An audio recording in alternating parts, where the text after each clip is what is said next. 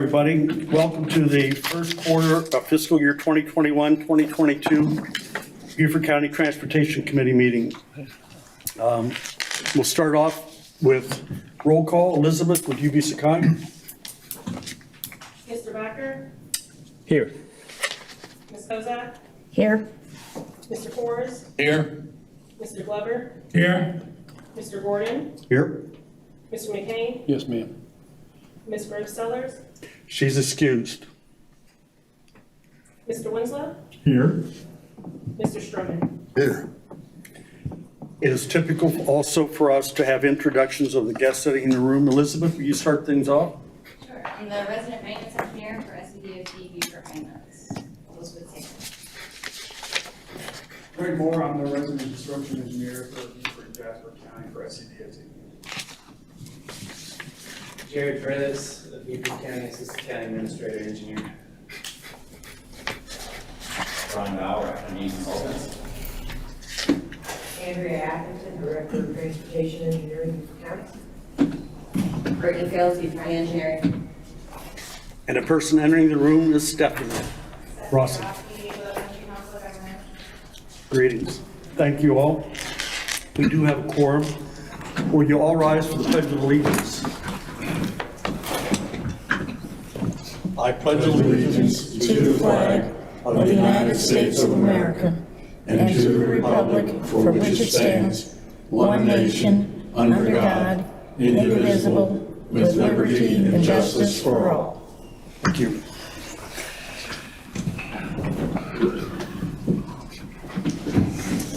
This is public comment period number 1. Is there anybody here wishing to make a public comment concerning our agenda? Seeing none, we'll move on to item number 4, which is approval of minutes for May 19th, 2021. Is there any discussion on the meeting minutes? Yes, sir. Chairman, there are two, I believe, minor changes that need to be made on the last page of the minutes. Okay. I believe that's in 3 places should be SC 170 and not US 170. That is correct. It appears in 3 places. So noted. Is there any other corrections? With that, Mr. Forrest, would you care to make a motion with those amendments? I make a motion that we approve the minutes of, what is it, May 19th. 19th with the changes. Do I have a second? Second. Further discussion? All those in favor, please say aye. Aye. Motion carries unanimously. Okay, item 5 is old business, and we'll start off with SCDOT fiscal year 2021 project status, and I believe you're going to do that, Greg? Do you have a handout for us? Do you have a handout for us by chance? No, I can always send you all my. Please do. Come on up to the podium if you would, please. This is trial by fire. Let me grab one of these.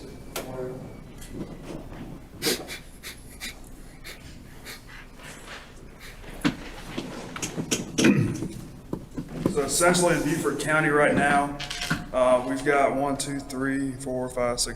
7 projects in Beaufort County, any phase from starting up to closeout, including punch list. The first one is South Carolina file number 3051, which primarily right now is down on SC 46 East, down in Bluffton, down at the roundabout. That project is currently mill and fill. That is going right now. We've got, hold on, back up. Everything else is just pavement markings and final pavement markings to be complete. And on SC 46, you're looking about 2 weeks left on that. Okay. For future reference, if you would be so kind, just give us a flow chart, kind of where we're at on them. Yes, sir. For not only this year, but where we're staying. Where are you with 2021, the projects for next year? Have they gone out to bid yet? I've got a separate slide for that at the end. So Okay. for what we've got that just got awarded, and then also what's coming up in the August lettings. That'd be great. Yes, sir. Appreciate providing that to us. Not a problem, sir. 565-4320, which was work out, let me see here, on SC 46 East and SC 170. That is in closeout currently. SC file number 0790940, which was the intersection work being done at SC 170 and Paris Island Gateway. That project is in punch list currently. And so the signals there have been turned on, the pavement markers have been put down. Any questions on that one? That's made a major improvement to that intersection. Yes, sir. A lot of Major safety improvement. improvements there. Next one is SC file number 565-6260. We've done final markings on Church Road. We're doing a partial acceptance on Church Road. The second half of that is Sea Island Parkway out on Hunting Island. That work, the environmental controls have been in place. That work is temporarily on hold with a change order being coordinated with the South Carolina Parks and Rec and Tourism. The intent there is we were trying to make the July commission meeting in Columbia. We missed that date. We're going to the September commission meeting to get the funding from the parks approved to do repaving inside the park. And then once we finish inside the park, to come outside the park. Okay. So that'll be looking probably fourth quarter of this calendar year as being on the parkway. 565-6990. That one's got a completion date out into June of 22. So next year, a lot of that work has already been complete from Sea Pine Circle, Laurel Bay. Is all complete. Castle Hall, Frampton, and Boundary is pending currently. And then we've got the modified reclamation over on Drayton Drive, that's still pending in design right now, so. But that one's still progressing forward. 565-8090, which is primarily what everyone's looking at, Stewart Point and Burnt Church. The schedule there, the contractor there is on one job site for us right now, then switching over to Stewart Point, which that work will get done before school starts back. And then Burnt Church is still pending with schedule. The upcoming projects that you questioned, we just awarded one to Blythe here locally for Jasper County resurfacing. And then we've got US 278 safety improvements, which is a multitude of intersections going down 278 through Bluffton and Hilton Head. Anything from drainage crossings to traffic signals, so. Great. That's everything I've got, sir. Thank you very much. Look forward to the slide. If you get Elizabeth's email address, she'll see that we get it. Yes, sir. Thank you. Elizabeth, you have anything to add? That out at the time. Okay. Next item is year 4 resurfacing update. Andrea?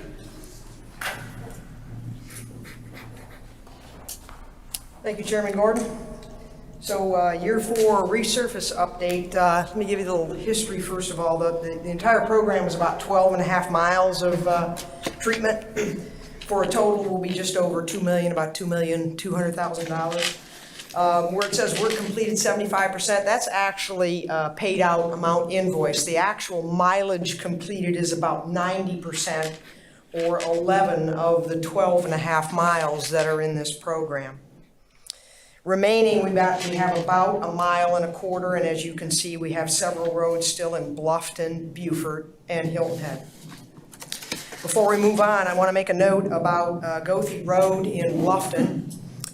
We met down there with a contractor who brought up some concerns about drainage on Goethe Road.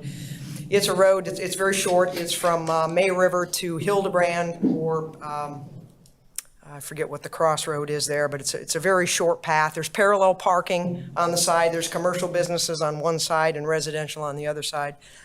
it's kind of been a cobbled together patchwork of Beaufort Jasper being in there, and we have some drainage issues. So I would propose that we remove Goethe Road from year 4 program, and that we do some additional engineering to see how we can improve the drainage on that road rather than just resurfacing it and, you know, having the same issue. So I bring that to you for consideration to remove that.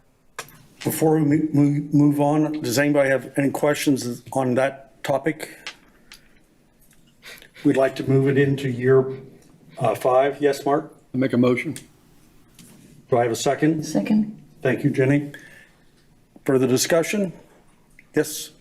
Mr. Chairman, if we remove it, do we then add something to the program to replace it, to spend that money in this particular? No, we'll just transfer the money into next year Okay. rather than trying, since it's been bid. There will be obviously some engineering costs associated with doing a survey, reviewing what the drainage should be, seeing if we have anything major to do before we actually resurface it. So there will be some funds expended. I have a motion and a second. All those in favor, please say aye. Aye. Motion carries unanimously. Okay, Just as a note, we're gearing up for year 5 to put that out for solicitation sometime in the 4th quarter of this year. Second slide. Dirt road paving update for contracts 51, 52, and 53. Year 1 has been underway. We're doing well there. George Williams is the last one to be done, and we anticipate it will be paved sometime mid-August. Rice Road, Salicornia, and Wards are all complete. That was about a $2.1 million expenditure, about 1.6 miles in that program. Year 2, contract number 52 has been awarded. It's about 1.4 miles, about 2.1 million, and it is in design now. It is anticipated that the first 2 roads that we will go after are Harrison Island and Wright Place. Wright Place is on Hilton Head, and Harrison Island is in Bluffton. And then we'll come and pick up the roads north of the Broad. And excuse me? When is David Green expected to be? That is in year 5, I believe. Hold on, if it is. I believe it's year 5. Is it? Yeah. Okay. You got 2 in there already, Mr. Glover. You got George Williams and you got David Green Road. So you're hitting 100% there. And year 3, contract 53, we will go out for, we'll put a solicitation out the first quarter of 2022, and that's about almost 1.7 miles. Of that will include Twickenham, Northview, and Rainbow Road. Thank you. Are there any questions concerning the dirt road paving program? Yes, sir. Angela, we talked about one time doing Twickenham by stoning because of right-of-way challenges out there. What'd y'all decide? We're all settled with the right-of-way. We're good to go. Okay. We'll be paving it. Okay. Any other questions? How many total miles is this dirt road getting paved, you know? For year 3? Year 3 is 1.66 miles in those 3 roads. Yeah. We average between 1.5 and 2 miles, you know. That should get us down in the upper 60s, I believe, that's left, and the amount of dirt roads that will be left to pave after the year 1 through 5 is done. There won't be many left because of right-of-way acquisition problems and people not wanting to donate the right-of-way to have the roads paved. We're closing in on our limit, actually. Any other questions? Thank you much. Okay, we're doing pavement condition survey update. Brian Bauer. Thank you, Mr. Chairman. So SCDOT is collecting the data for the stress of each road on the county municipal list. They have completed about 90% of the roadway data collection. They have approximately 20 miles left to collect. They're expecting to have all the data collected within the next 2 weeks. That is dependent on weather and how much rain we get and how many days they can't work, with the data coming back to us within the next 3 weeks is expected. Once we get the data, we will QC it, we'll look through, make sure it's complete, and then we will go out manually walk a percentage of roads to make sure everything looks like it's correct. And then after that, we will come up with a PQI for each road, and then present a summary of findings to the county and CTC, comparing it to the last pavement evaluation.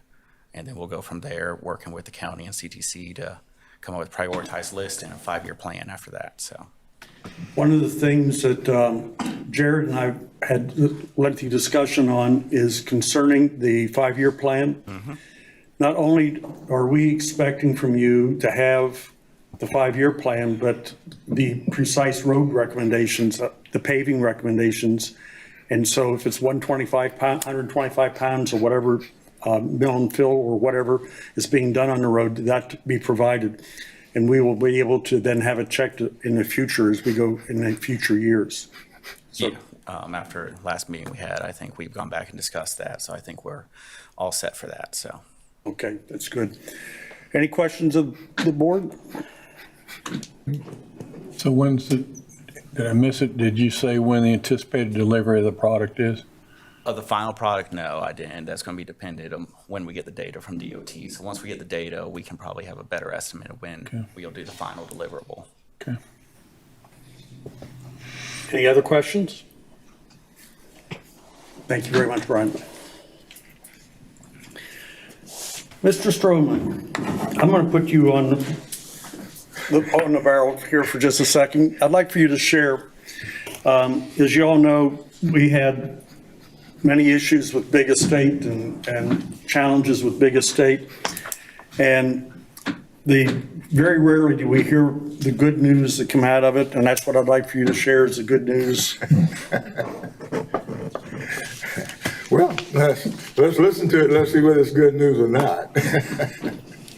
First, I'd like to thank the community for its decision to have the road improvements done by the Big Estate Circle. We especially thank Miss Athena, is that pronouncing that correctly? Andre Atherton. Okay, for the promptness in which the work was done.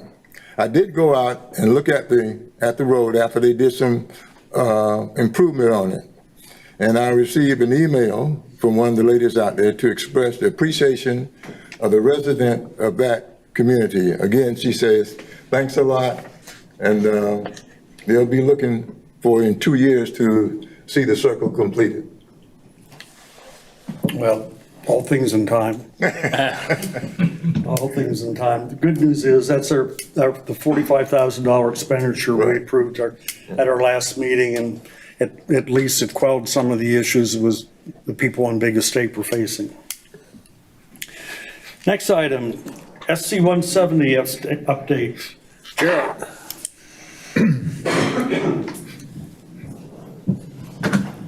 Thank you, Chairman. I'd just like to mention first on Big Estate Circle, and kudos to Andrea and Blythe, our contractor, for coming up with a creative solution. Typically, when we have patches and failing segments of roadways, a full depth patch is something that's looked at initially. But the actual substructure wasn't failing, so it was just kind of some of the surface that was raveling off. So they came up with a good solution that was quick and was able to spread the improvements over to a larger area for a lower cost. So, and I think it'll hold us well until a later date that the road's fully improved with the resurfacing contract. So just want to say kudos to Andrea and our contractor Blythe. So 170. So just an update for you guys, what we're doing, what's going on SC 170, and specifically from 278 to 462. So in 2019, Ms. Kozak is well aware that a report was commissioned and completed by AECOM on access management corridor study of that area, what improvements could be made both short-term, intermediate-term, and long-term. AECOM was the consultant that was charged to do that study, and out of that study, they did come up with those recommendations. In total, those recommendations totaled just over $80 million. So there's a lot of different parties that are involved, both the state, Jasper County, Beaufort County, Hardyville are all key stakeholders into this project. So it's a project that's going to take a lot of effort for us to come to a long-term solution, but we are working towards that. However, due to the need and the safety components in different segments, County Council commissioned staff to move forward with the short-term improvements that were identified as part of that report. So they commissioned up to $300,000 of expenditures to move forward on the design. Although the short-term projects have a value, construction value of up to $3 million, we don't have that money available yet, but we didn't want to wait until that money was available to start the design. So they commissioned that. We coordinated back with AECom in a non-competitive contract to help us out on that. They provided the quote, and we got that approved at County Council, fully approved on June 30th. So we are working to finalize our contract with AECom and start that work off for the initial design. It's anticipated that it's going to take about 5 to 6 months for that design to be finished up. The 6 projects are from 170. They're kind of spot intersections, first being there at the ramp at 278 and 170. And I don't know that I can name them right off the top of my head, and I apologize for not having it in front of me. The last one being the intersection improvement at 462, which the CTC was a participant and has already installed that signal. So, so there's actually 5 remaining areas to be improved as part of the short-term improvements. And then hopefully with a full design, we'll be able to coordinate with our other stakeholders to find the funding between now and the end of the year to put those projects out the bid at the first of next year. So that's kind of where we are, and I'll be glad to take any questions.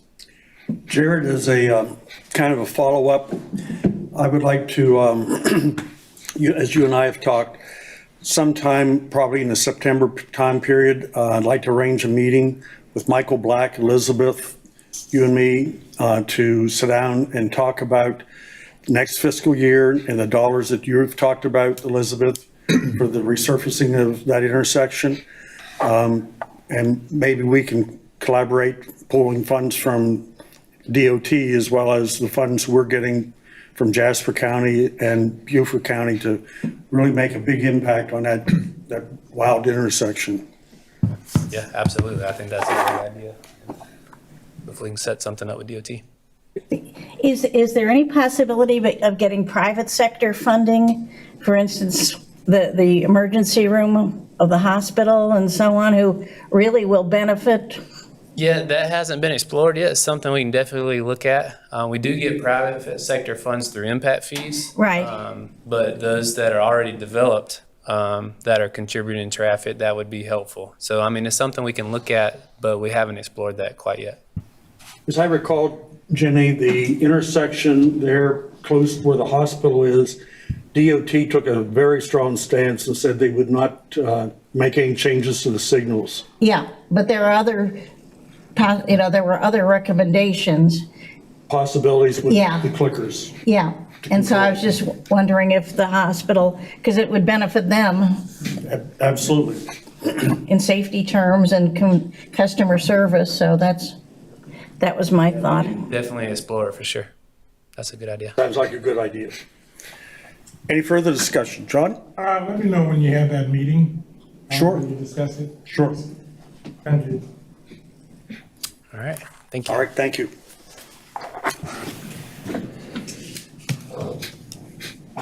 Next item up is Low Country MIRR. I did that as a tease. That's military installation resiliency report. Review, almost, we're close. So I don't have a formal presentation. I was just going to tell you briefly what the project is about. Ginny is also very well informed. She's been helping us out, consulting on the project with us. So we were, Low Country Council of Governments was awarded a grant from the Department of Defense's Office of Local Defense Community Cooperation. I know they changed their name in the middle of the grant process. So to complete a military installation resilience review. This is a new grant program that the DoD has started doing. We are one of the first projects kind of out of the gate, which is, can be very challenging. We don't have a lot of anybody that we're necessarily trying to match up to, but at the same time, we don't have a template. So we are just kicking this project off back in March. We will wrap it up in February of 2022. The project focuses on looking at resilience of the communities that surround and support the base. So we're not going on the base and telling them what to do. They know what to do. They're the experts. We're focused on the community planning that is around the base. Because as you know, there's a lot of infrastructure and components to outside the base, outside the fence, that are very important to keeping those bases on mission. So this includes both the air station and the recruit depot as partners in the project. And then the ultimate end product is a community resilience plan. And that plan would entail looking at implementation of projects, costs, estimates, funding mechanisms. So what exactly is a resilience review? And so it's basically we're dividing this project into 3 phases and looking at identifying the risks and threats to the surrounding area. And this is focusing on natural hazards. And we really thought through our hazard mitigation planning efforts that we've done here, our biggest threats are really water. Sea level rise, storm surge, flooding, just even king tides. So water is kind of our big key thing that we're looking at. So they're doing a lot of data collection and threat analysis right now to see what kind of infrastructure would be under threat in those situations. Next, it would be assessing vulnerability and risk, looking at future and current development patterns that are already going on in the region, and then preparing, kind of framing our community resilience plan under the categories of prepare, respond, and recover. That's kind of what the thoughts we were looking at in terms of what kind of solutions we want to have. And this would be looking at short, mid, and long term. Our long term is 20 years. So really, in some aspects, isn't that far out. So that's kind of the time range we're looking at. And then the end product, I said, is the 3rd phase, which is refining and prioritizing the types of solutions that they come up with. And that would include the sort of like a implementation plan, prioritizing the project, costs, funding mechanisms, how can we fund all these wonderful ideas. So the project has been moving along. Most of the work has been kind of behind the scenes lately, but we had in early July a stakeholder workshop. We had 3 different meetings, 3 separate meetings of different folks to get everybody in different time slots. It was pretty well attended. We looked out to about 36 different local agencies, charitable organizations, interest groups, government agencies. So that included, Beaufort, Jasper Water, our local governments. We had the school district, Coastal Conservation League, the Pew, Charitable Foundation. I'm sure I'm going to miss a whole bunch because I have this really long list. We had the DNR. So we had a lot of different personalities and interests at the table. So it was great to really hear from everybody that we all had fairly consistent message through all 3 groups. Which was exciting to hear that and not hear 100 different opinions. We kind of narrowed it down to 5 because this is, it's a big undertaking for the whole region. So one of the first things that we heard was the regional organizations are taking initiative to foster environmental stewardship. That was kind of one thing to look at the top. Military presence in the low country is critical to the community, and everybody agreed on that, and that is something we want to continue enthusiastically and work on better relationships on how between the low country and the military and how we can help each other out. The public needs to further understand scientific background on different kinds of climate change, resilience, and these different types of threats that could be affecting us. So that was just kind of a public education component that was brought up. And then the low country, the environment is a big factor here in our economy. People come here because of the environment. People live here because of the environment. And we want to make sure that that's also, there's the future development in the area is taking that into consideration and protecting our environment. And then cultural continuation was also brought up, being sensitive to our different populations, such as the Gullah out on St. Helena. So those are some of the things, the 5 kind of, I'm sure there was more things we could point out, but those were kind of a consensus between our stakeholder groups. So we're using the Northern Regional Beaufort, Northern Regional Implementation Plan Committee as our policy committee, and we check in with them every couple months. And they're, so if you ever want more information, I know Ginny could help you out, and I'm happy to share anything. And I'll tell you to call Stephanie. I mean, this is for the military, right? It is through the military, but the community could really benefit out of the study because we're looking at what types of infrastructure or things that we can do outside the fence. So it's, yes, we want to do this to make sure that we're supporting the military bases, but these are things that we would be doing outside the fence. So it could be helpful to, if there's, nuisance flooding on particular roadways, stormwater issues, things like that, natural shorelines. I mean, I could start rattling them off, but we haven't gotten to that point in the study yet to actually designate the recommendations. You're not looking at the flight pattern, are you? That was done previously in joint land use study. We're not really focusing on the issues that would pertain to the flood patterns or noise. Yeah, I think the issue or the main thing is that the surrounding community, which includes parts of Jasper County, are the infrastructure for the bases, because there isn't that much housing. And for instance, the Navy Hospital's closed, and they use Beaufort Memorial Hospital and Low Country Medical Group as their sources. Sewer and water services are provided by Beaufort Jasper Water and Sewer Authority, and so on. And this is different than in a lot of communities where a lot of these facilities are on the bases and either they have been changed or they've been closed. And so it's things like being able to get to work if the roads are flooded in the community. I understand that part. I think I live in one of the flight patterns. Okay. Yeah, I mean, that's a whole different issue if that's bothering you, don't. We're focusing more on like natural hazards. I must say that I participated in one of the meetings, and it was a very diverse group that attended. They had people from every facet of the county, so it was quite an interesting couple hours. Is there any particular thing that's going to affect this council? No. Okay.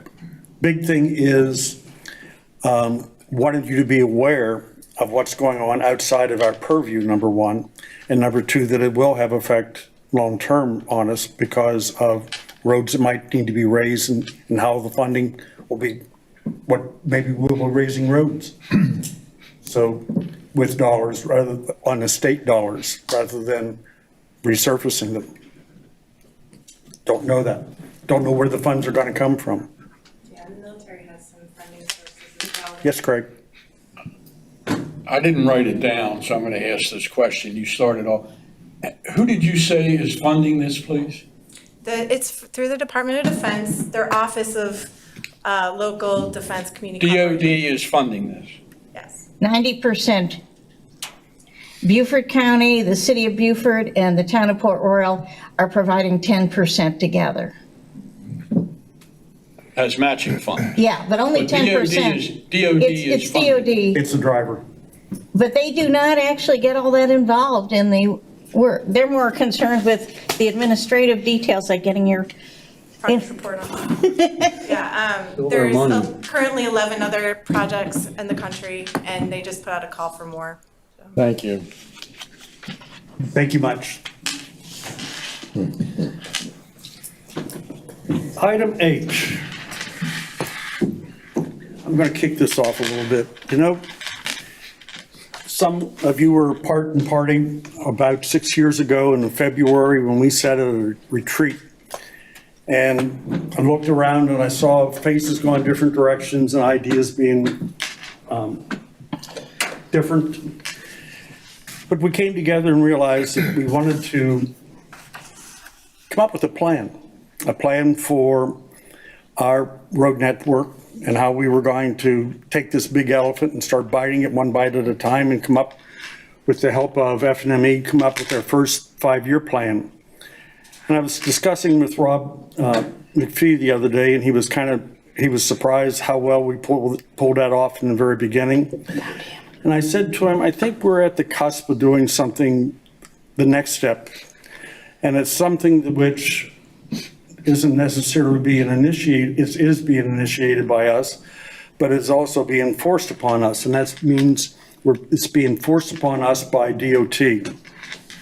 DOT, with their increase of 33% of the funds we receive being required to be spent on state secondaries, it's in our interest to have a look at where the money's going to go and come up with a plan, and it really helps us and will help Elizabeth come up with a plan on how we can tie our work in with her work, how we can make a difference in the lives of the citizens of Beaufort County. Mr. McCain has had numerous discussions with me, and one of the thoughts in his mind has been, why don't we consider looking at some state routes that have low ADTs rather than, and that doesn't meet any of the criteria. And I was able to get from DOT Engineering Directive 64 and Engineering Directive 65. It's the federal and non-federal aid secondary pavement improvement project prioritization list. And it basically establishes all the criteria that the state uses for paving of state secondaries and primaries, actually. So it's at a point in time where, first of all, I hope you found the task interesting.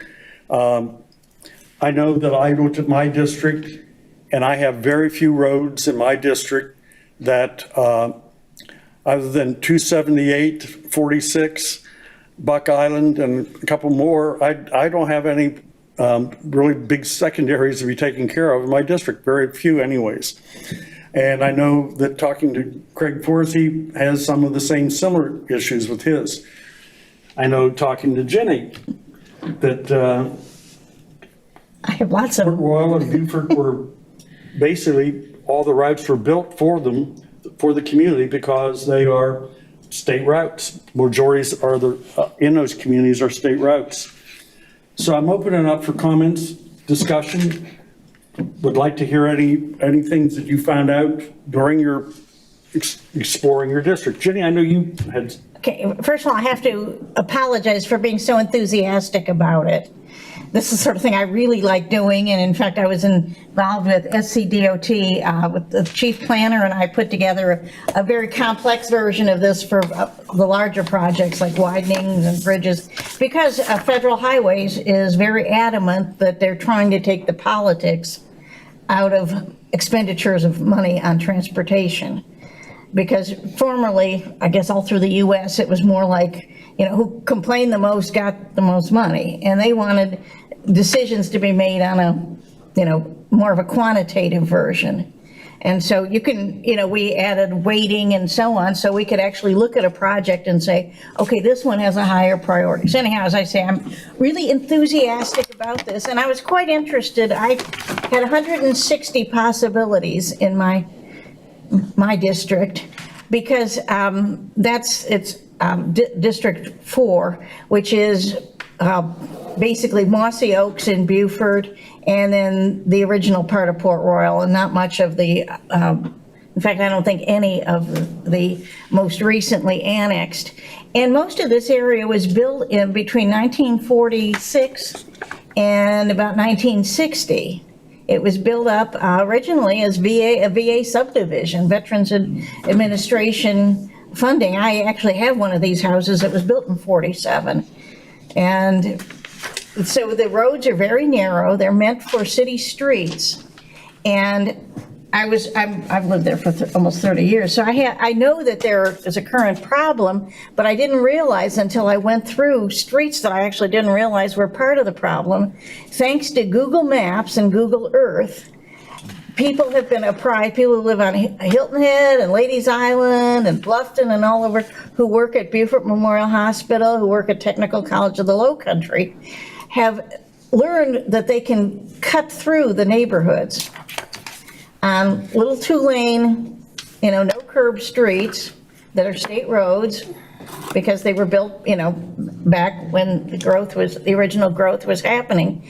And I mean, the streets that I found, I mean, I knew the one that I live on has, multiple thousands ADT, but I was very surprised to see how many other streets have over 1,000 AADT. And this is a residential neighborhood, small houses, small streets, and carrying a lot of traffic, and the pavement quality is going down. I mean, as you would expect, they weren't designed for the kind of traffic they're getting, going well over the speed limit, of course, but that's another issue.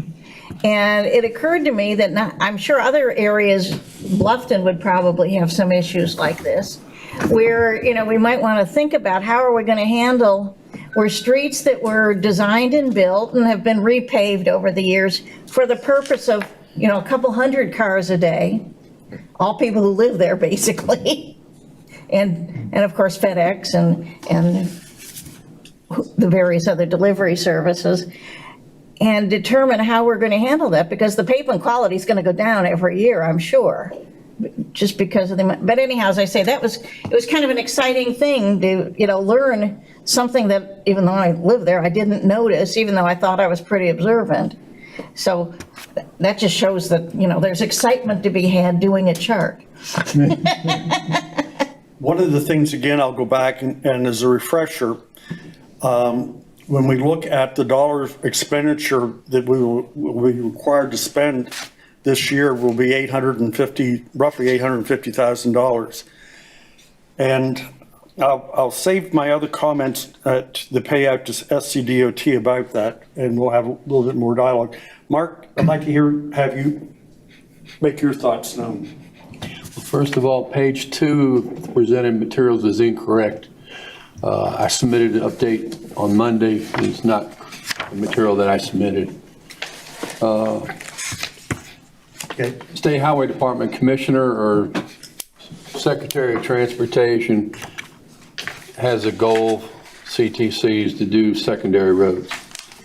75% of the listing of Beaufort County are north of the Broad River, the secondary roads, with an average of 125 to 175 ADT, with an average PMS rating or PQI rating somewhere right around 1.2, somewhere in that neighborhood, out of a possible perfect 5. It's my belief that we should be investing in lesser ADT roads, and contrary to what Chairman Gordon says, get the most bang for the most traffic, and it's therefore, you talk to these neighborhood groups. Those of you that don't have many roads don't have to talk to these neighborhood groups. But when you talk to them, they just can't understand why State Highway Department doesn't have funds. We have 800,000, and why can't we do theirs, and so forth. It wasn't finished. I'm sorry, Mark. It's my opinion that we should be looking at roads under 1,000 ADT with PMS, just like we do at the county system. When we initially started off, if I'm correct, we started off with those that had the worst PMS, which happened to be Hilton Head Island. And we started working up the list from there. So that's it in a nutshell.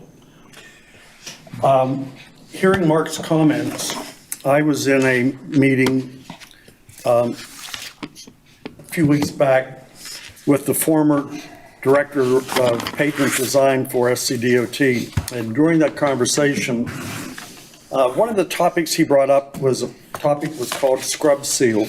And scrub seal is a somewhat new technique. It has been approved by DOT as a resurfacing method. And essentially what it does is, you are familiar with the term chip and seal. It's a derivative of that essentially. And essentially you go through, you're spraying your asphalt emulsion down, and pulled behind the distributor is a set of brooms, the full width of the pavement. And the brooms are designed to be kicked at different angles. And what happens is it basically is forcing the asphalt emulsion down into the cracks and so on that's in the road. And then they come in and DOT has taken a pretty strong stand. They don't recommend the normal chip and seal. They recommend using a small gravel. And the small gravel is somewhat not like sand, but it's a derivative that they have a couple different quarries in North Carolina provides. And the finished effect is essentially a new surface bed. And I've been doing a little bit more research on it and have talked with the city of Charleston and Charleston County. And during that conversation, I was informed that they currently have their derivative of this process out for bid, and it was due back in by the 1st of next month, as I recall. And they'll be going through the bids and everything and probably starting work sometime by late September, maybe early October. And was invited up to look at the process and everything and to see how well the system would work. The nice thing about it is it's the committee's vote. I'm not going to, my job is to provide leadership and direction where you all want to go with this, whether you want to put $150,000 into low ADTs, that's the committee's decision. But I think that maybe that we should be looking at the state secondaries, as Jenny was describing, going through residential subdivisions and so on, that would benefit from using a scrub and seal technique on it rather than coming in and mill and fill. Mill and fill can be anywhere from $300,000 to $450,000 per 2-lane mile. You don't get much. We don't get much bang out of that $850,000 spending that much money on mill and fill. So that's part of the reason why I was looking for other paving techniques, and it has been approved the whole way up. Scrub seal has been approved the whole way up through all the complete DOT chain of command. So if we wanted to say we take a percentage, the cost, I didn't say the cost for scrub seal, and I'll know the Georgia has shown somewhere around, they do it extensively in Georgia, they do it extensively in North Carolina. And they found it to be about $2.50 a square yard, which is pretty economical. And for, again, routes like we're talking about, that might be a good solution. We could get a lot done for relatively nominal dollar amount. So I'm here to hear discussion, and we'll go wherever the committee likes to go. Correct? As usual, Mr. Chairman, I'm at the total other end of the spectrum, as you well know. Yes. In fact, I'm not going to use the word resent, but I do value my time, and I'm not going to use the term state secondary because that's a misnomer and a mislabel. If they're state roads, then everything I've learned in my life has turned upside down. There's 5 roads in District 6 that are on this system. 4 of them go to dead ends. You tell me, you answer a question about how a state road can perform a state function and go to a dead end. And we keep talking about this $885,000, $800,000 that we, quote, have to spend on this particular system. You've heard me say it numerous times. There should be a way that we tell Secretary Hall that we would like you to keep the $800,000 because you've got a needs inventory somewhere in your vast collection of of knowledge. You want me to tell you what roads should be next as a priority? State roads, and again, I use that term very, very loosely. These aren't state roads, they're county roads. They're private roads. We're never going to address truly this system and this question because it all leads back to a 40,000 mile system that has to be reduced by half. Half of the $40,000 don't perform, 40,000 miles of road don't perform state functions. So when you ask me to, support something, do we ask the department to bless, other than the submittal of the plan, to bless the county roads that we want to do next? I've been dealing with this for so long that I don't say it angers, yes it does, it angers me. Because we aren't getting to the root of the problem. And I hear things about South Carolina 170 and the things I was under the impression that South Carolina 170 was a state primary road. I guess I'm under the wrong impression. That's for information. It's in your district even. Mr. Chairman, I certainly, and I don't think my vote came through because we were doing this craziness during the last year or so about, quote, rating the state roads and having them done as the county roads have been done. I tried to vote no. I don't ever think it got through, but if I did, it didn't make any difference anyhow. So I guess to me, I just don't know what to do with this thing. Mr. Chairman. Yes. Can't we write a check for $850,000 straight to SCDOT? Absolutely. Which we did. Which we just did. The difference is that if we write the check for $850,000, we're not looking after the constituents in our district or the citizens of Beaufort County because we're letting DOT determine what they want done on state secondaries. And as you accurately point out, and as Jenny pointed out, a lot of these roads were built in municipalities by state funds. They should have been turned over in time to municipalities rather than being state secondary. And I think this isn't you answered again the question for yourself.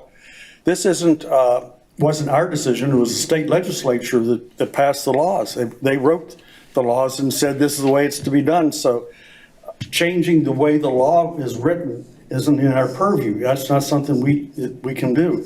It doesn't mean you can't talk to your congressman and state senator about it, but the reality is that it's a state statute and it dictates the 33%, and I can tell you very clearly, the 33% if I had one conversation, I had 4 or 5 conversations with Joe Sturm, the program manager, concerning just additional dollars we had to spend this year after the fact on state secondaries and how we went, and that's the topic in payout to SCDOT. We thought we were going to have to spend $230,000. We approved $270,000, and he came back and overrode our calculations, so to speak, and we had to come up with an additional $40,000 to take it to $270,000, and we had to tell him where the money was to be spent. He would not take the money unless we had told him where the money was to be spent, and Elizabeth had worked with us on where that was to be spent. Mr. Chairman, you have made my point. I think you just said, we're not going to allow the department to make the decision on what state roads they're going to improve. That we're going to use our money to improve, the money that comes to us. According to everybody that I'm listening to, that money really isn't ours. That's correct. Are we also, are then we going to allow the department No, to dictate what county roads we're going to spend our money on? what it says is that, again, going back to state statute, the state statute addresses the funding, how the dollars are accumulated, how they're processed and given to us for our expenditures. And then the state statute stated in it that we have the responsibility of spending 33% on state secondaries. And I totally agree with that, and I'll keep quiet from now on, okay? Mark? I thought I saw your hand up. You did, but I'm not going to do it. Further discussion? Brian? Jim? Well, I mean, in going through this exercise, you know, I got a number of roads in my district that are very low traffic count, very short distances. And I put some criteria on there to do some sorting, and, you know, I came up with like one road using the criteria that I applied, I came up with one road. So I kind of, you know, listening to what Ginny and Mark said about should we be looking differently at how we do this, and, you know, my thought process was, well, let's get the biggest bang for the buck and look at the high traffic roads and a little bit longer distances. But maybe we can have a larger impact by, you know, changing that criteria a little bit on how we approach this. The thought that I had bounced around and mentioned to several people is, we'll go back to the $850,000 and say we use the dollar amount of using $400,000 to use something like the scrub seal on the low ADTs, which would, $400,000 would go a long ways, and we'd use the other 450, which would give us a high ADT that doesn't necessarily hit Elizabeth's list. And that's kind of just reaching out and grabbing some numbers. And I don't have a preference one way or the other, but I just thought, gee, there's a good way of being able to, 400 and 450 would be able to touch a lot of roads in the districts in northern Beaufort County in particular. And I think wanting to be efficient with spending, I think since we could be a lot more candidates to do this, but, you know, being a little smart on how we prioritize them so that we, you know, are efficient with, you know, contractor mobilization and things like that to really get the best bang for the buck that we're going to spend.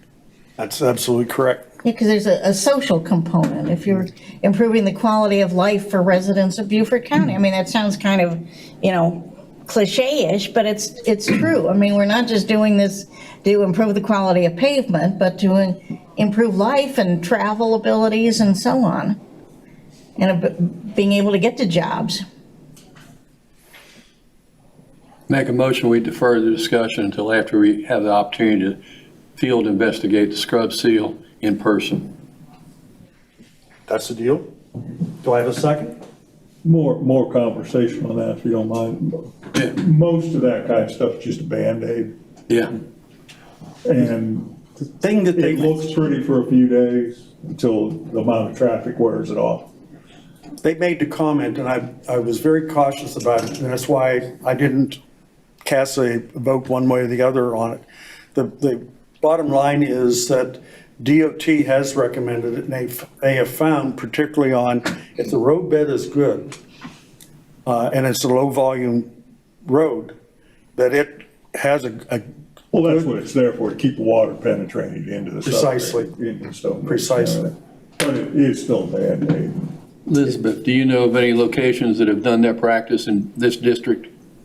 No, not in our district. It is a new method that they are looking to explore. Being done through art, or through the lab, or through the lab, Yes. not through construction? Not outside in other districts, they could be already using it in certain. Okay.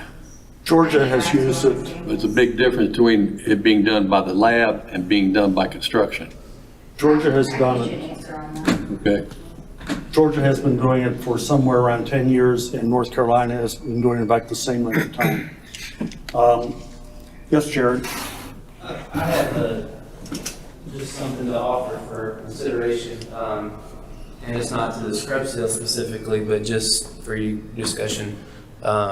And as it goes to ADT, low ADT, not a lot of times, it's just a portion of the roads that are bad. And we experienced that just now with Big Estate Road.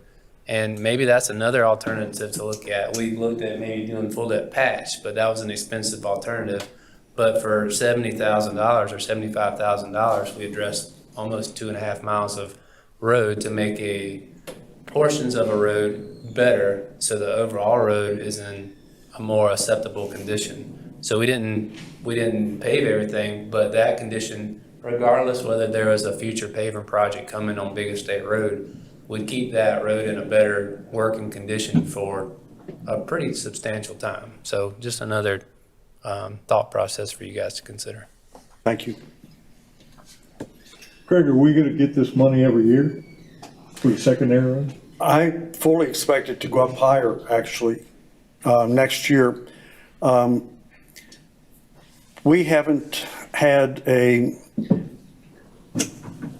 I'm going to ask for your consideration. I talked a little bit about 7A, if you would, at this time, to give you kind of a little bit more feel of what's happened. DOT forecasts the funding that we're supposed to receive through the year. And in the last meeting we held, they only had 6 months forecast. And yet, when we go out to bid our projects, we're trying to figure out the dollar amount that we're supposed to hit by June 30th of that year coming ahead of us. And we have yet to receive our May and June funds that we're supposed to receive. We have no idea. And yet, we're told we have to spend 33%, and if we don't spend our 33%, and this is something that Mr. Forrest hasn't taken into consideration, is the fact that we can be defunded if we do not spend our 33%. And we have to. Funded. They'll just take that 30, or They'll take our funds. the whole fund? Yes. Yes. Who makes that decision? DOT. I mean, in Columbia or? In Columbia. Joe Sturman is the program manager, and he would make the recommendation, and he has been that aggressive with me, very frankly, on the 30%, the additional funds we had to spend. He was very, very aggressive, and I was literally shocked. If we do not spend our required amounts, we get audited. Brittany and Elizabeth will be audited in August, September time span. There's an annual report that they have to submit of where we spent our funds on state secondaries.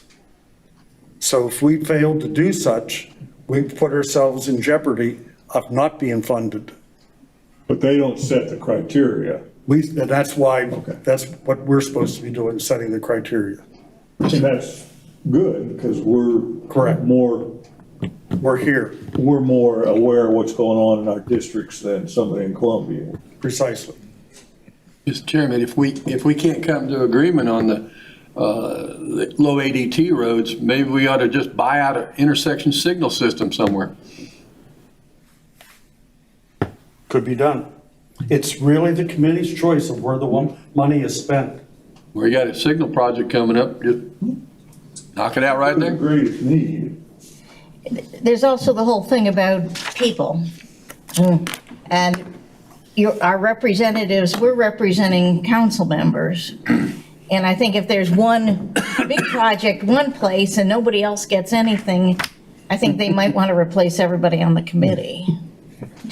Now, I'm just kidding about that, but we have to give consideration to the fact that we're representing the whole county and not just one very necessary project somewhere, but still. Mr. Chairman. Yes, sir. With all due respect to Ginny, are we saying geographic equity is more important than need? Is that what we're trying to say? No, that's not what I said. That's not what I probably misunderstood. Yeah, I said we have to keep that in mind, that there are going to be people wondering why, especially if they see ratings and see that a project in their neighborhood, was highly rated as highly necessary. And then there's only one project and for one thing and nothing else is done. That would probably cause some neighborhood groups to be quite vociferous, shall we say. Mr. Chairman, if that's the case, then PQI should be the solution to all our problems. And AADT, I think you have to. We don't do that on county roads. We let the consultant come up with the Correct. program for us so that we are not vested in it. It does go across the county in doing that. I said in the very beginning, this was going to be a philosophical. We had boats going all sorts of different directions 6 years ago, and I'm seeing it now, but I'm certain we'll get it back focused in one direction, and that's why the conversation is being held.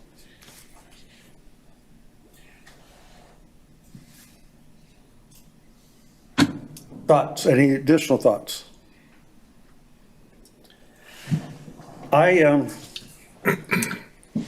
What I would like to recommend would be this, that each of the districts committee, each member of the committee, go back and relook at the streets that you have in your district. Take some low ADT where they need help and look at them, and we will continue to review methodology to make repairs to them. Also, I would like to take and look at and list again the ones that have a higher ADT and flag those and flag the list. And what I'd like to try to have happen is that by, say, mid-August, we have that provided into Elizabeth. I've had conversation with Andrea for her to do some estimating to see what the cost would be for the roads.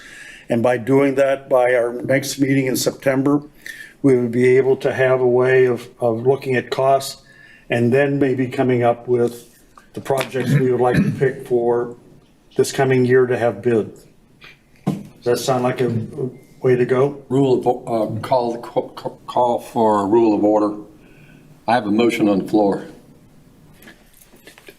I didn't have a second for that motion. Restate your motion, Mark. It was to evaluate this scrub seal and take no further action until scrub seal's completely evaluated. Elizabeth responded, said she'd be glad to follow up with some details. Do I have a second to that motion? I second. Further discussion? All those in favor, please say aye. Aye. Motion carries unanimously. Now, I made a comment. What's the thoughts on that? So you want us to redo it again, looking at lower ADTs and? Precisely. That's fine when you got 3 and 4 and 5 and 6 roads. When you got 70 and 60. And, 160. and you're looking at. I haven't had the list in front of me until today, Mark, so they weren't all sent to me. You're asking us to make a human judgment when we have a technical database in front of us, stating what the PQI is, and you want us to go out and look at it and do a windshield survey of which one's the worst. I'm asking that, yes. I can't go along with that. Okay. Not when we've got technical data that we say we're going to stick to engineering principles. If you recall, we had 6 or 7 roads before that were going to be done. I understand that this is supposedly the latest from SCDOT. But we did that before. We found roads that didn't need any work being done on them.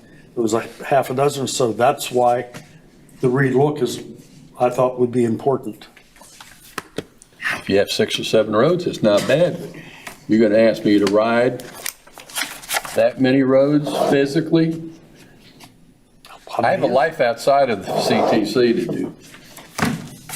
You want to, I made it as a suggestion. I'm open, if you want to make a motion to just do it by numbers, fine. That's what we did with the county roads. Make the motion. Good enough for us to use on PMS on the county roads. Why isn't it good enough for us to use on the state roads? Make the motion. I did. By authorizing the moving forward of the county collecting the debt, not the state data, and us looking at it and go from there. So if you want another motion, the motion would be the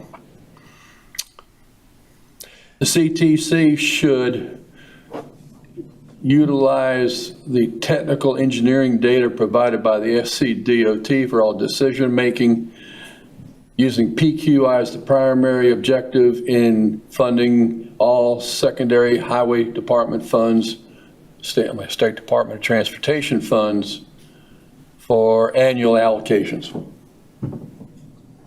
Do I have a second?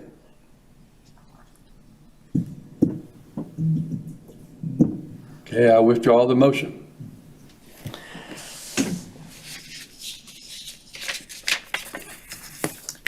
Mr. Chairman, as a point of information, if there's $800,000 out there floating around, what role does the department have in possibly suggesting where that $800,000 is to be spent? In other words, when we're trying to figure out how to spend that $800,000 into meeting the letter of the law, does the department, from their needs inventory, and I'm sure the resident maintenance engineer probably has a list that's probably 2 miles long of potential state roads that need improvement. So what role does the department have in setting up how we're going to spend that $800,000? The answer is simply this. It goes back to the 2 documents I referred to you before. It goes back to Engineering Directive 64 and 65, and it establishes the criteria, and it takes pavement quality index, 40% weight. International Roughness Index, IRI, 15%. Average daily traffic, 15%. Percent patching, 5%. Average daily truck traffic, 5%. State freight network, 5%. Strategic corridor network, 5%. Functional classification, 5%. State safety programs, 5%. Then they go to, once the weighted criteria is entered into the formula, they have relative condition, corridor continuity, connectivity, contractability. Things which are not to be considered in financial viability, potential for economic development, environmental impact, alternative transportation solutions, and consistency with local land use plans. So what I'm saying to you is that I'm sure what you've said, she probably has a list that's a mile long. And does that mean that we are coordinating with her on her list on an annual basis, looking at projects, making recommendations as to where money is being spent, her money is being spent, but it's 99% whatever she selects is where it goes. And I think that's the point I was trying to get at. If the department is going to send us a list of potential $800,000 expenditures, then what are we looking for? I mean, are we saying that we have to analyze each and every project to see if we agree with it, because in my mind, by saying we agree with the criteria, you have an official way of scoring these roads. Then what are we doing as far as the analysis? There's 20 roads. Do we have the right to say, I'm sorry, we don't agree with these 10, throw them out? And if the answer is no, then my thing about letting the department keep the $800,000 is already taken care of, because they've given us the 20 roads that's going to spend the $800,000. I'm here, if you want to make that as a motion, that all the funds be given back to the state, I'll let this get off the line, and I'll take that as a motion. All I'm trying to get at is, what is our role? And you've already told me that they have an analysis of the roads or that they're going to spend that money on. That's correct. Okay, what then is our role with that list? The answer is, that is the list that Elizabeth is using to come up with her route selection. And because of it, there will be routes that will never be picked, as the ones that Jenny has talked about, Mark's talked about, will never see the light of day and being resurfaced. That's why they give the money to the CTC to use it as their discretion, not the state's discretion. And I know that's a stumbling block for you. It's the CTC's responsibility. They get the money, and it's their decision where the money is to be spent. If the committee wants, if you want to make a motion that the money be turned over to DOT and let them make the decision, I'm willing to accept that. So then you're telling me they don't make the decision on that $800,000 expense? We don't make the decision. No, you're going to let them make the decision. I guess I'm willing to let it go, Mr. Chairman, because I'm getting more and more confused. John? You mentioned to me when you assigned this project, and you and I were sitting down talking, and you said to me, I will get a lot of feedback and know where the roads in my districts are and the condition that they are in. So as I was going through this, of course, like I told you, I'm not an engineer, but I'm learning. But as I was going through this exercise, I saw some roads that I know are heavy ADT, you know, and because I'm still trying to figure out what they all are, what these acronyms are, but I'm learning. But I think I found it to be quite educational for me to go through this process and seeing the road that in my district, because it impacts the community, my community. So, I mean, I understand where you're coming from. I'm glad you do. I do. But then in reality, it's been a great educational for me.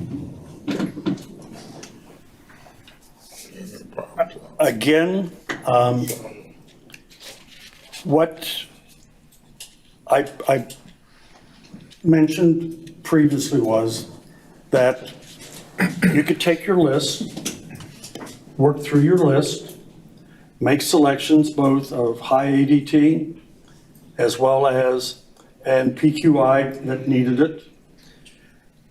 Use those two factors in selecting both roads that gets heavy traffic and roads that would get light traffic. What we're trying to do is get ourselves to a point. I can get people down from DOT to talk about scrub seal because they've ran it the whole way up and down the line. They've adopted the process. They've accepted the process.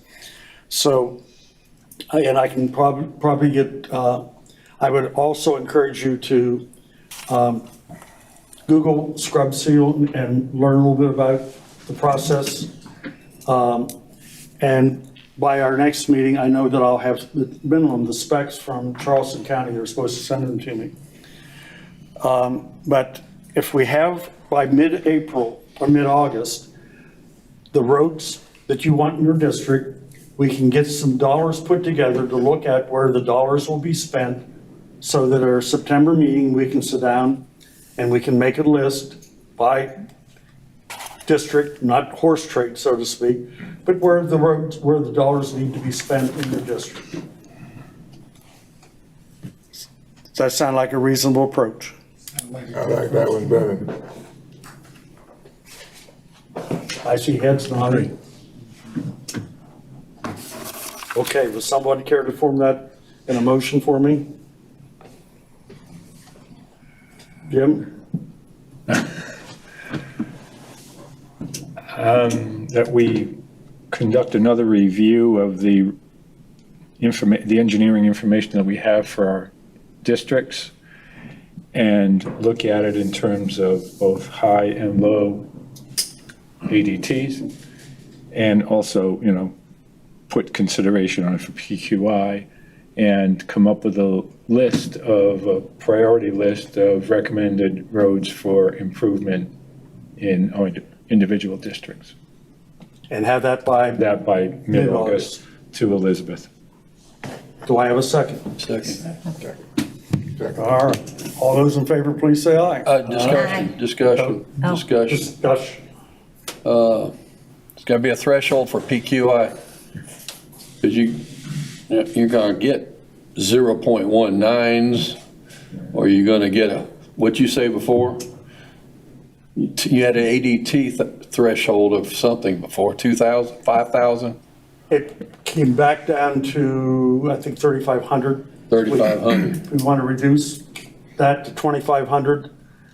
I don't know, I'm just asking, I'm making it as a recommendation, 2,500 and greater than 2.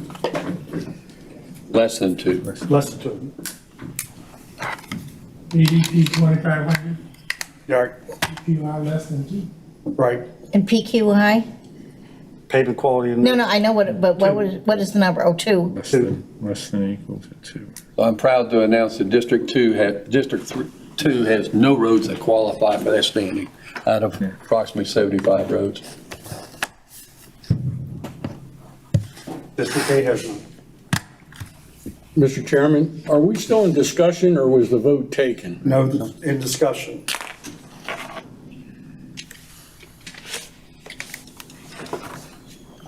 Could you just explain to me so I can understand, and believe me, I apologize. I want to know if there is a needs inventory of potential state road improvements that are prioritized by an approved selection process. By district. By district, county, whatever. And in Beaufort County, that priority list can spend $800,000 on those priority roads. What then does this exercise that you're asking everyone to do, how does that influence that list? Is this list going to be in addition? Is it going to be looking at, quote, the needs inventory list and saying, well, we believe that this road is more qualified? I'm trying to figure out what we're doing as it relates to spending the $800,000. What it does is this. By going back and doing this analysis one more time, Then we get estimates performed against it. And we, as a committee, sit down and make a selection of the roads for this year. That doesn't mean the roads that are on that list don't fall into the next year that weren't selected. What we're trying to do is essentially come up with a paving program and having direct input from each of the districts into that paving program, rather than turning the money over to the state and letting the state make selections where it goes. It gives us, it gives each of the committee members, and the committee members would, Jenny, Mark, would make, whoever has a need in their district would make the recommendations based upon, here's the pictures, here's the problems, here's what needs to be fixed.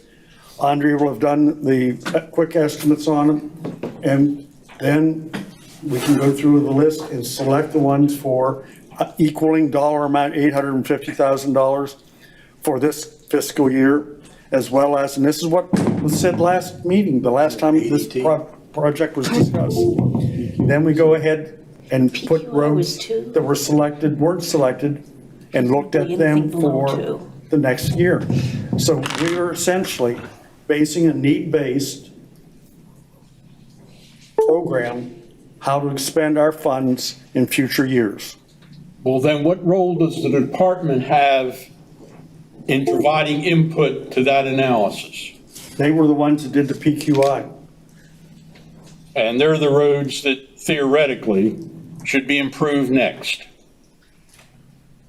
And selected by each district member.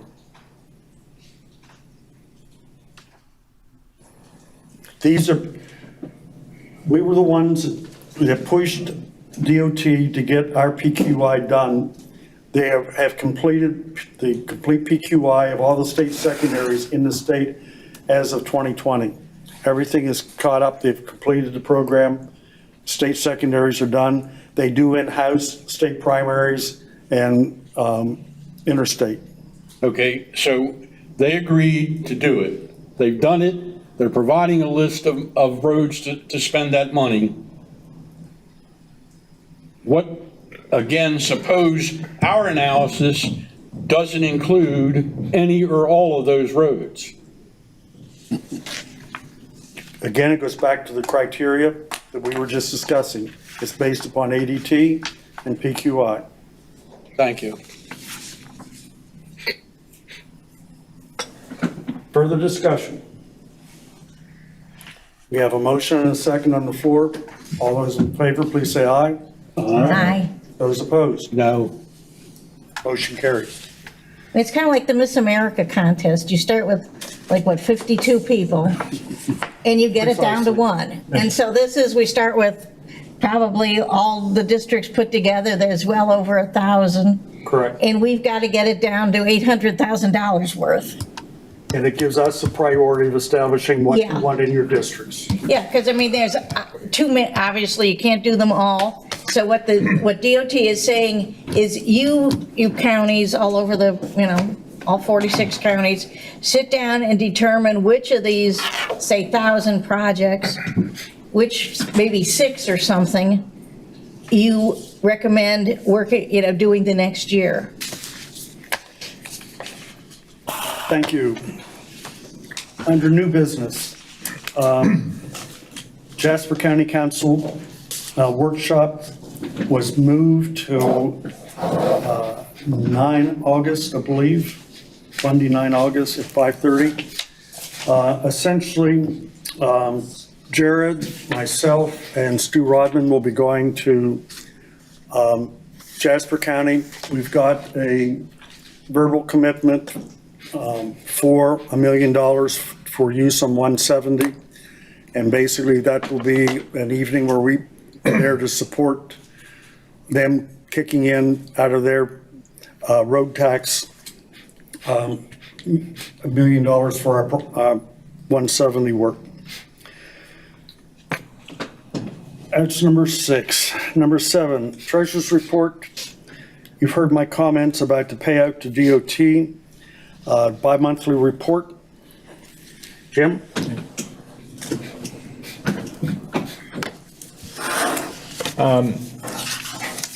In terms of finishing up the last fiscal year, you'll have this C-Fund report. Brittany, I assume that 21 is still not quite finalized based on payouts Yes, that's that right. have come. So this is still an estimate on where we're going to end 21 in terms of the balance on hand. The committee informed the timeline. Basically what happens is all services rendered to the end of June will come in invoice on the middle of July. Once the county has paid that, we can go ahead and roll over. Same thing with our revenues. We won't be seeing those revenues until mid-late July. At this point, I have not seen them from the state. So at the next meeting, you'll have a full closed out final report. Thank you. And so in terms of the fact that we have estimates for end of the year balance and some estimates on where spending is going to be, that's still being processed. One item of note, and Craig mentioned it earlier, was that there is going to be funding from the General Assembly. There's going to be $50 million to all the CTCs. Our estimated portion of that is about 1.14 million. And if you roll that through with estimates of our spending for this year with year 4, year 5, and some contingencies, we're projecting at this point, estimated balance at the end of this current fiscal year, our new fiscal year, of about 2.36 million. And again, these are estimates at this point. I guess there's still uncertainty on this funding from the General Assembly as to whether that will be subject to the 0.33%. That, as they've done in the past, Pope Avenue is an example, came with many strings attached. It had to be federal route, it had to have a state primary and all sorts of different criteria on it. So we don't know what the General Assembly's funding, what strings are going to come attached to that. But in terms of as part of the discussion we've been having over the last 30 minutes or so, we are going to be in the $830,000 to $50,000 range, excluding any strings attached to the General Assembly additional funding. But as Brittany noted, by our next meeting, we'll have closed out fiscal year 21, so we'll know what our ending balance was, and a lot of the project spending for that period will be closed out also. But I do want to thank Brittany and Andrea for putting their best estimate of where we're looking at as of today, again, with the qualifiers on things are not totally closed out for fiscal 21. Thank you. Any questions of Jim? Hearing none, is there any public comment? And I don't think there's any public comment to be made. Chairman's comments will simply be this.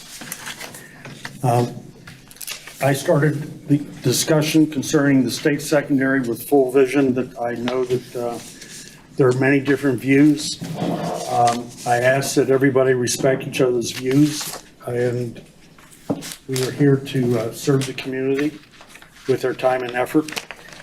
And I appreciate your time and effort for all the work that you all have done, going out through your districts and looking at them and coming up with recommendations. And I appreciate the work that you'll be doing over the next 30 days. It's been a very interesting, trying time over the last month. But we're all adults, and I hope we'll cooperate and graduate. And that's my message for the chairman's comments. Seeing no other business to come before us, I move this meeting be adjourned. Second. All those in favor? Aye. Thank you.